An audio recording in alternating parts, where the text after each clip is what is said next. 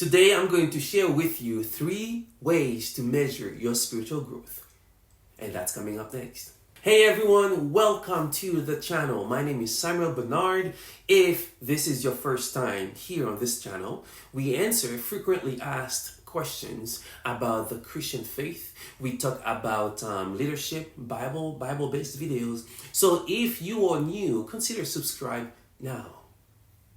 So have you ever wondered how to measure your spiritual growth? We often hear about the importance of growing spiritually, but how can you actually gauge your progress? In today's video, I am going to explore 3 powerful ways to measure spiritual growth. So stick around because these tips might just transform the way you look at your spiritual growth or your spiritual journey. Number 1 is examine your heart, measuring love and compassion. The first way to measure your spiritual growth is by examining your heart, specifically looking at your capacity for love and compassion. So Jesus said that the greatest commandments are to love God and love your neighbor.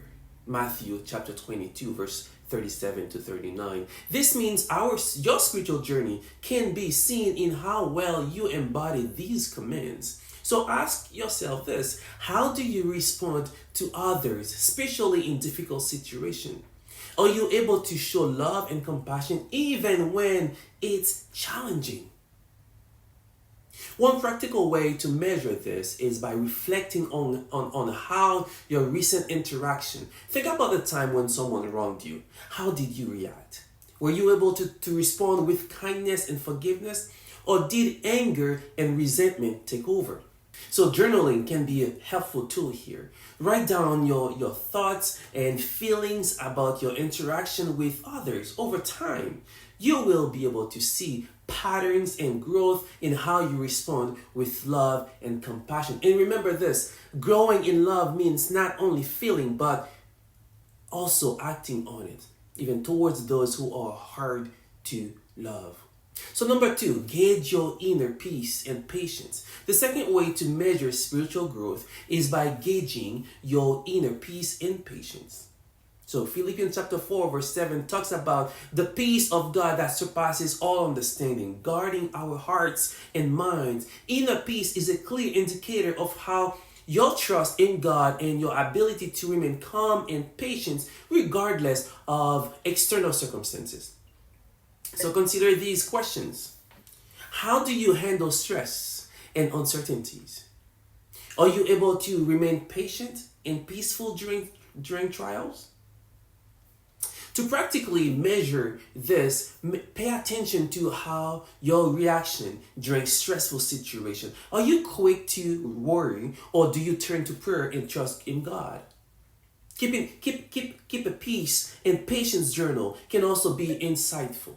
So document moments when you feel anxious or stressed and how you deal with those feelings. Over time, you will notice whether you are growing in your ability to maintain peace and patience.